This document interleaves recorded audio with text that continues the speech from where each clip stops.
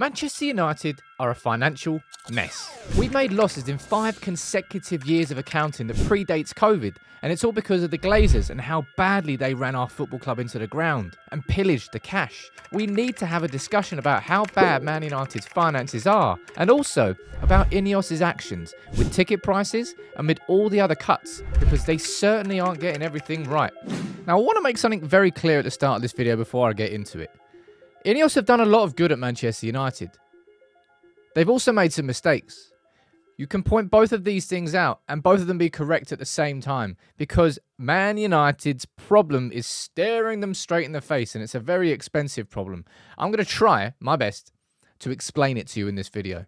Why it's becoming even more of a problem, really, because we've been spending on Klarna, and that's Klarna knocking on the door because they want their money. I'll run through it all. Let me know what you think in the comments below, right? But this is a big problem. Because when you see Manchester United's financials being released, oh, we posted a profit for the first time. No. On surface, great.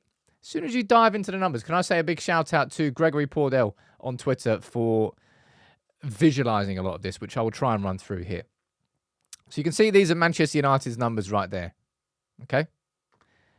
And on the surface, Manchester United finally making a profit. Great. It's improved.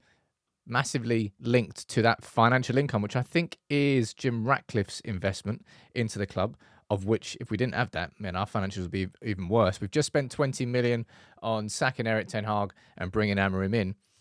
But look at this, right?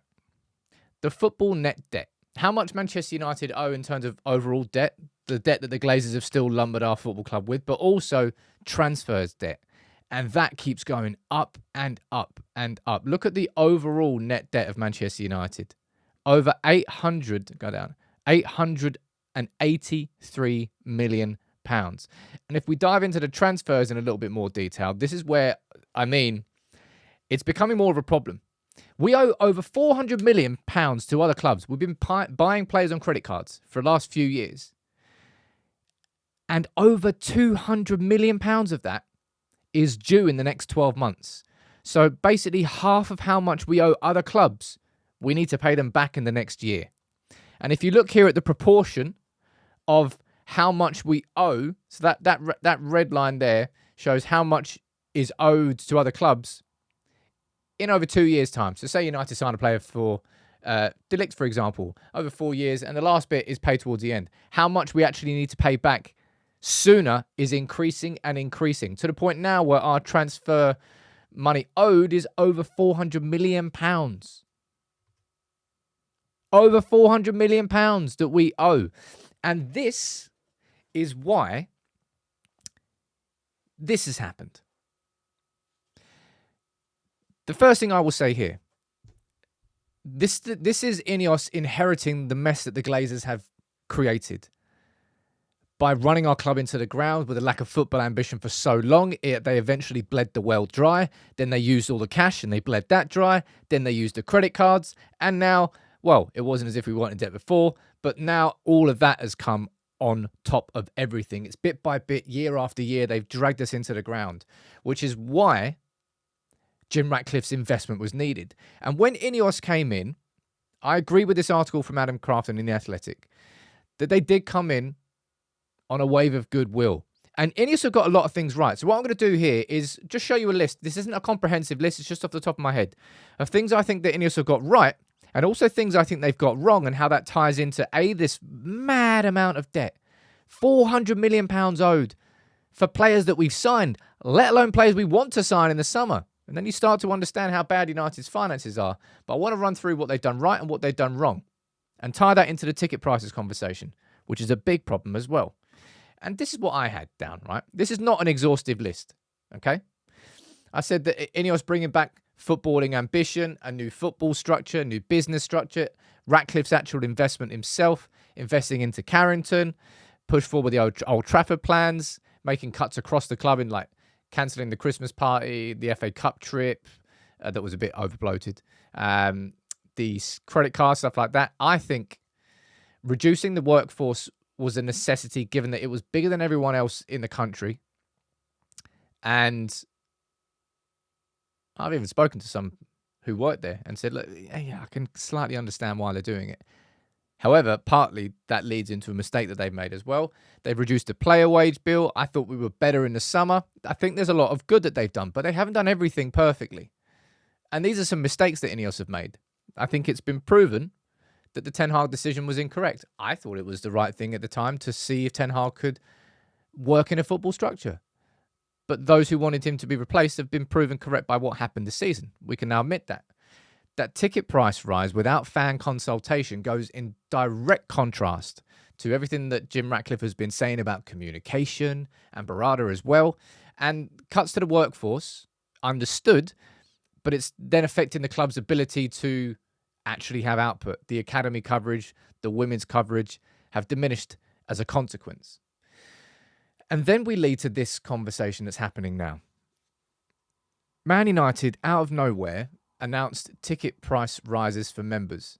So it means that from now on, any tickets that go unsold, if, for example, you resell your ticket back to the club as a season ticket holder, you have the ability to do that.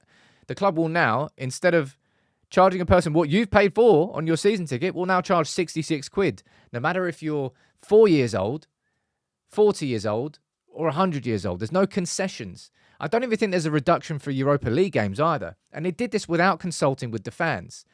So what they are doing here is trying to get money, more money in the club because of how badly run our football club is. Over £800 million worth of debt, business debt and football debt. But INEOS have made a massive mistake in trying to charge loyal fans to make up for the mistakes that the club has made as a business. That, for me, is a huge mistake, right? You see Mike Keegan in the Daily Mail saying that United fans, Liverpool fans, and Everton fans are all going to be protesting against rising ticket prices, and it comes at a time where there is a national cost of living crisis. When Jim Ratcliffe and INEOS came in, right, they brought in an auditing firm who would have looked at everything that marginal gains, if you want to call it that. Right, if you just reduce that there and you reduce that there and then pull this in over there, cumulatively, that will save you millions and millions. This is not the way to do it. Look, I'm going to be interested to see what the reaction of this is. Manchester United Supporters Trust has gone to Omar Barada with a letter asking for these ticket price rises to be reversed. And you might say on the surface, Sam, it's not that important now. It's only going to be a million here, a million there, blah, blah, blah. Say, for example, say you agree with it. I'm not agree with it, but you weren't as offended by it. It's the precedent that it sets. Because if, as a fan base, if this is allowed to happen mid-season without any consultation, then you open the door to a lot worse happening further down the line, which is why it has to be hit head on right now. Because otherwise, you allow a leak, it can turn into a flood. INEOS have got a lot right so far, and I've ran through that. But these ticket price rises and trying to charge fans is not the way to go about it. However, I don't really have the answer to how you solve this 800 million debt hanging over our football club. The fact that we've got to pay 200 million pounds back to other clubs within the next 12 months for players we've already signed, let alone our budget for next summer. The only two ways of doing this is to either A, reduce your costs, or B, increase your income. That's how you make a business that has lost money in the last 5 years profitable. So is that going to be maybe a release of new shares and injecting that money back into the club? That can definitely happen. An injection of cash. Jim Ratcliffe throwing in 500 million of his own money. That could work, sure. But will he do that? I doubt it. Selling off stuff. Naming rights. Players. Big sales. There's more coming. And this is all a direct consequence of the Glazers running our club into the ground. But this is the biggest problem we have. And these ticket price rises are a really bad move. And it's all linked back to how bad the bottom line is at our club. We need more money. At Manchester United, it's a horrible thing to say. It's complete truth. And it's all down to the Glazers.